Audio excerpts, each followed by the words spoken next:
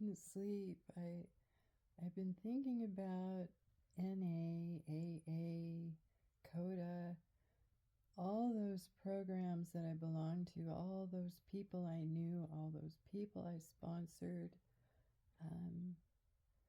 I had quite a bit of time in these programs, and I became quite bitter when I got injured.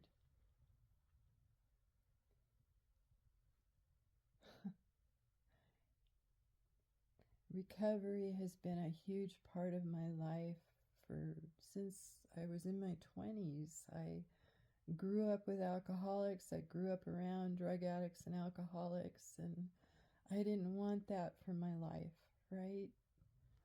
So I got into these 12-step programs, and where I live, they combine a lot of them, because there weren't a lot of people up here at the time. It has grown quite a bit. I considered these people family. I mean, I'd known a lot of these people for, 20-something years. Almost 20-something years, a lot of them,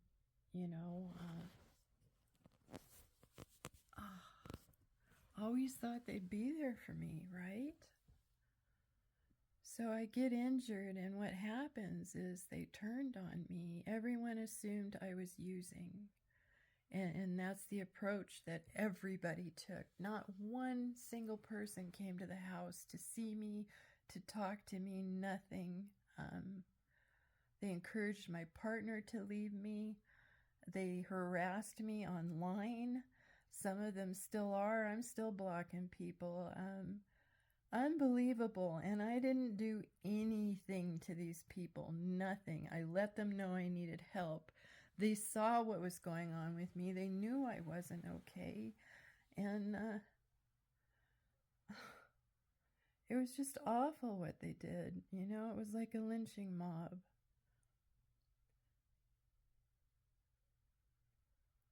The 12 Steps, the book itself, is beautiful. That's how I have survived through this. I have applied all of those steps, all 12 of them, to my life. And I use them daily. It's embedded in me, and it's beautiful. I take out the word addiction, and I take out the word alcoholism. Not an alcoholic. Addiction's questionable now. After all this, addiction's really questionable because it wasn't. Yeah. Anyway, I don't want to go down that path, but the book is beautiful. What's happened is people bastardize it, just like anything else. You get people involved, and I really feel like it becomes cultish, People in the program, you're supposed to share your experience, strength, and hope. And what I found most of them doing was celebrating the old life, romancing the person they used to be instead of sharing about the person they're becoming, like they hang on to that addiction or that alcoholism like it's some kind of prize. And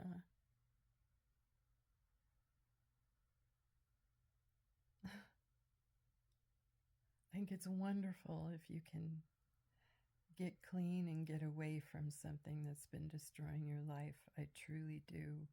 And the book itself is beautiful.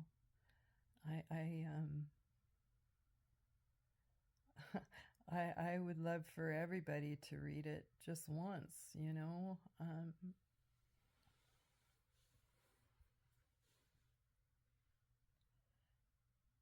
The reason I'm sharing all of this is I feel the pull now to go back into those meetings. I feel like I'm strong enough to share the knowledge that I have now without,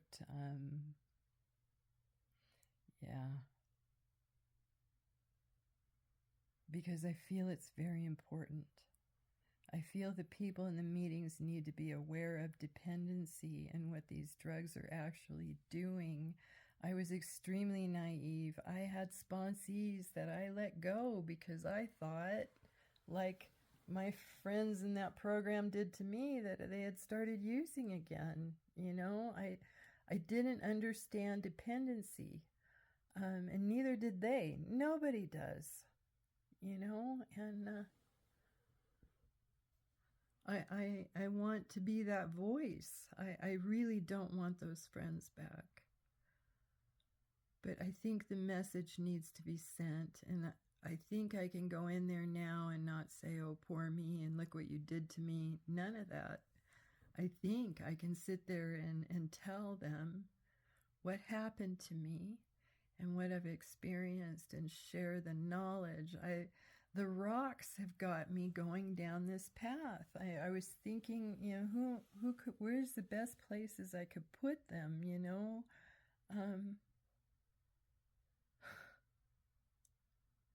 I can't believe I'm thinking about walking back in those rooms. But there are so many people in there that are suffering like I was, that have no idea what's really happening to them. I'm going to have to pray on this and really give it some thought, but this has been bothering me since I got hurt. So many innocent people out there being hurt, thinking that it's something they've done wrong, carrying the guilt and the shame and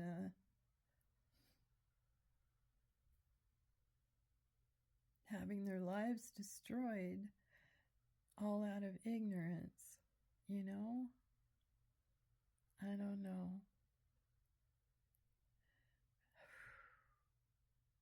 I love you guys. Keep your side of the street clean. Acceptance is key. I could go on and on, if you're pointing one finger, there's this many pointing back at you, right? I mean, I can go on and on. What's one I really wanted to share with you? Don't go in there alone. Don't listen to the lies. There's so many sayings that fit what we're going through. Stinking thinking, there's it's a beautiful program, and I never thought I would say I would walk back in those rooms, but I'm really considering it this morning. Rough. Love you guys. Wow. Healing is happening.